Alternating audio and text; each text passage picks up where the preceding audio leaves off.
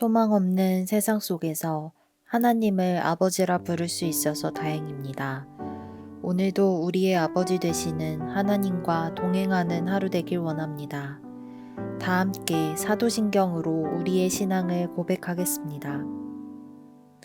전능하사 천지를 만드신 하나님 아버지를 내가 믿사오며 그 외아들 우리 주 예수 그리스도를 믿사오니 이는 성령으로 잉태하사 동정녀 마리아에게 나시고 본디오 빌라도에게 고난을 받으사 십자가에 못 박혀 죽으시고 장사한 지 사흘 만에 죽은 자 가운데서 다시 살아나시며 하늘에 오르사 전능하신 하나님 우편에 앉아 계시다가 저리로서 산자와 죽은 자를 심판하러 오시리라. 성령을 믿사오며 거룩한 공회와 성도가 서로 교통하는 것과 죄를 사하여 주시는 것과 몸이 다시 사는 것과 영원히 사는 것을 믿사옵나이다. 아멘.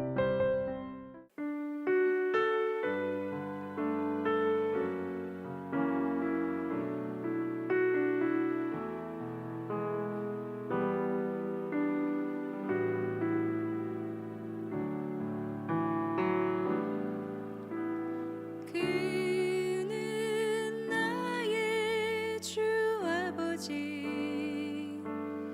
내 영혼을 불밭에 누이시고 새와 나무의 노래로 내 맘을 위로하여 주시네. 양들이 주인 찾듯이 오직 한 문목자인 내 주님을 내가 찾고 또 따르니 주 곁에 나를 메어 주소서. 주는 내 피난처 내 요새 되시니 내 피할 곳은 주뿐이네. 나 돌아갈래 본향 주의 집에서 내 주님 맞아 주시리. 양들이 주인 찾듯이 오직 한 문목자인 내 주님을 내가 찾고 또 따르니 주 곁에 나를 메어 주소서. 주는 내 피난처 내 요새 되시니 내 피할 곳은 주뿐이네. 나 돌아갈래 본향 주의 집에서 내 주님 맞아 주시리.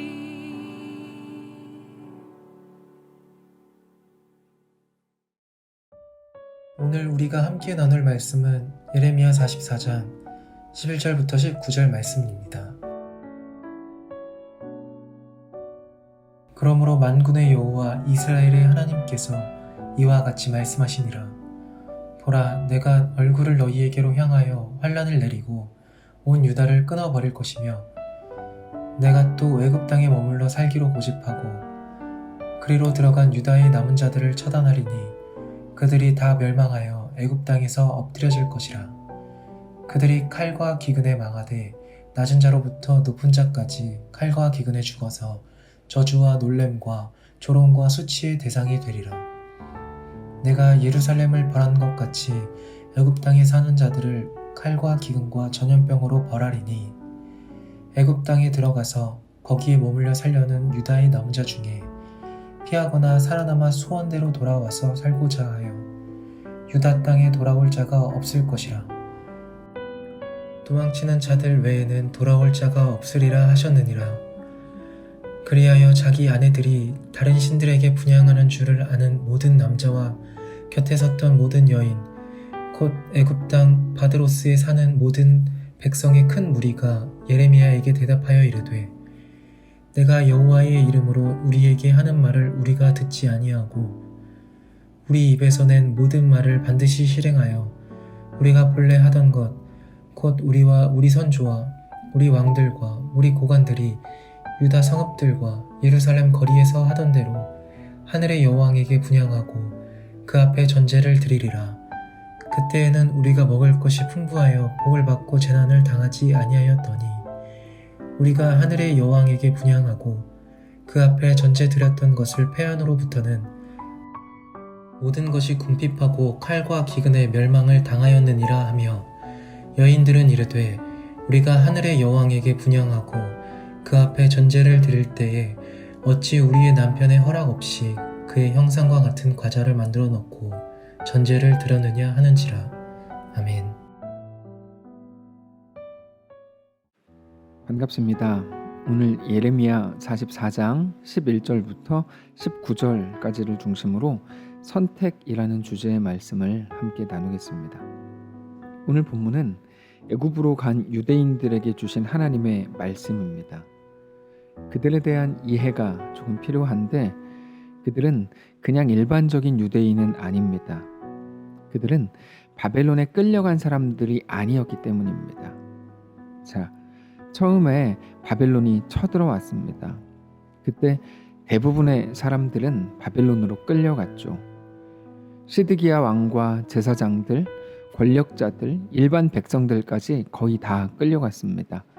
근데 그때 바벨론에 끌려가면 죽는다 이런 생각 때문에 바벨론에 끌려가지 않으려고 필사적으로 저항하고 숨었던 사람들이 있었습니다.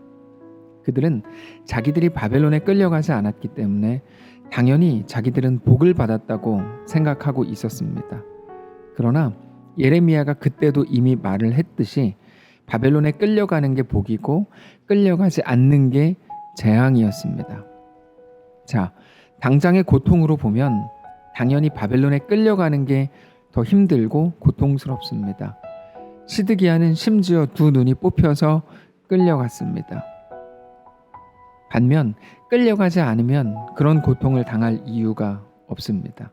그럼에도 바벨론에 끌려가는 게 복인 이유는 바벨론 포로를 허용하신 하나님의 그 이유에 있기 때문입니다.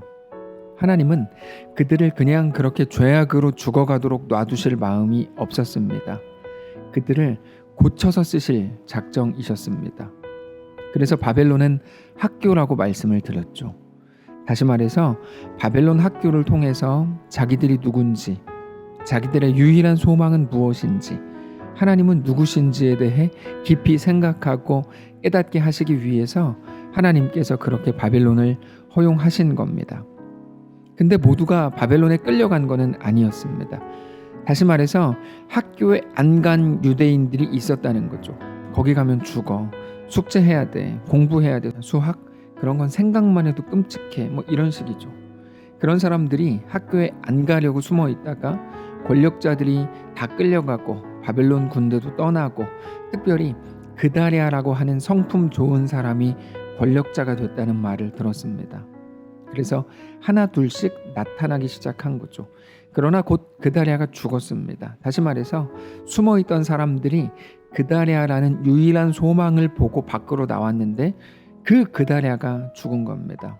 그러니까 그들이 생각했던 유일한 소망이 사라진 거죠. 이제 또다시 바벨론이 자기들을 잡아갈지도 모른다는 두려움에 빠집니다. 그 혼란의 틈을 타서 요하난이 모든 백성들을 이끌고 우리 소망은 오직 애굽이다 그러면서 애굽으로 간 겁니다. 물론 그 전에 예레미야가 안 된다. 하나님의 명령은 애굽으로 가는 게 아니라 여기 유대 땅에 눌러 앉는 거다. 여기 바벨론이 또 쳐들어오면 어떡하냐고? 그건 관계없다. 하나님이 우리의 하나님 아니냐 이렇게 말을 했습니다. 그러니까 백성들과 예레미야의 대화를 보면 우리와 하나님의 말씀이 어떻게 너무나 반복된다는 것을 확인할 수 있습니다. 백성들이 하는 말은 우리가 자주 하는 말입니다. 이거 망하면 어쩌죠? 대학에 떨어지면 어쩌죠? 실패하면 어쩌죠? 병에 걸리면 어쩌죠?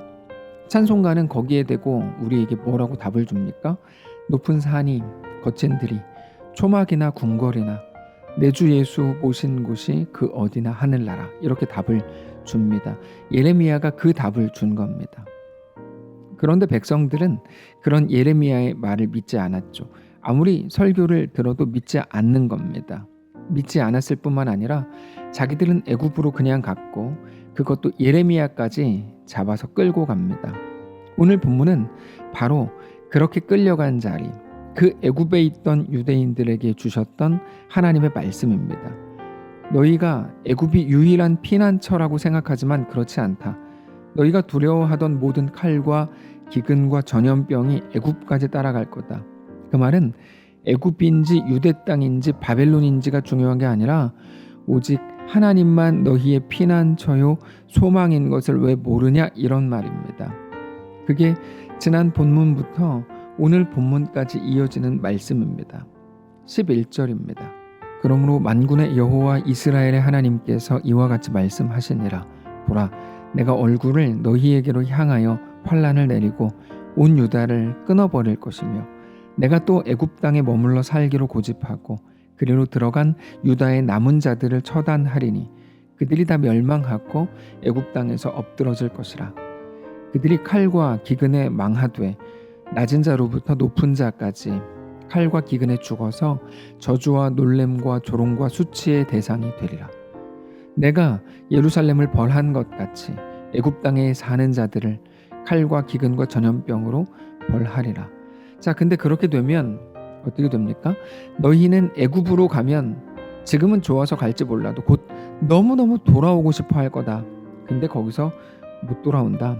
14절입니다. 애굽 땅에 들어가서 거기에 머물러 살려는 유다의 남은 자 중에 피하거나 살아남아 소원대로 돌아와서 살고자 하여 유다 땅에 돌아올 자가 없을 것이라. 도망치는 자들 외에는 돌아올 자가 없으리라 하셨느니라. 예레미야는 그들에게 그런 모든 말씀을 다 전달했습니다. 그러나 그들이 보여주는 오늘 본문의 내용을 보면 너무나 실망스럽죠. 한마디로 싫다 이겁니다. 우리는 하나님의 말씀을 따르지 않을 것이다 이렇게 말하죠. 15절입니다. 그리하여 자기 아내들이 다른 신들에게 분향하는 줄을 아는 모든 남자와 곁에 섰던 모든 여인 곧 애굽 땅에서 바드로스에 사는 모든 백성의 큰 무리가 예레미야에게 대답하여 이르되 너가 여호와의 이름으로 우리에게 하는 말을 우리가 듣지 아니하고. 자, 근데 그 이유가 더 기가 막힌데요.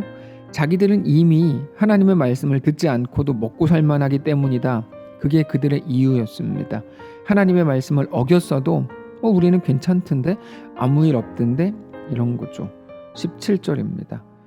우리 입에서 낸 모든 말을 반드시 실행하여 우리가 본래 하던 것 곧 우리와 우리 선조와 우리 왕들과 우리 고관들이 유다 성읍들과 예루살렘 거리에서 하던 대로 하늘의 여왕에게 분향하고 그 앞에 전제를 드리리라. 그때에는 우리가 먹을 것이 풍부하며 복을 받고 재난을 당하지 아니하였더니 하나님이 아니라 우상을 섬겼어도 우리는 풍부하게 살았다. 지금 무슨 소리냐? 이런 말이죠.